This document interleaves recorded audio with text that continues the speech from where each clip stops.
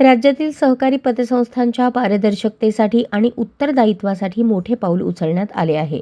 महाराष्ट्र राज्य बिगर कृषी सहकारी पतसंस्था नियामक मंडळाने विकसित केलेली मॅनेजमेंट इन्फॉर्मेशन सिस्टीम ही ऑनलाईन प्रणाली आता कार्यान्वित झाली असून तिच्या माध्यमातून राज्यातील तब्बल 20,000 पतसंस्थांचा आर्थिक लेखाजोखा एका क्लिकवर उपलब्ध होणार आहे. ही ऑनलाईन प्रणाली सहकार मंत्री बाबासाहेब पाटील यांच्या हस्ते आणि सहकार राज्यमंत्री पंकज भोईर यांच्या उपस्थितीत पुण्यात लोकार्पित करण्यात आली.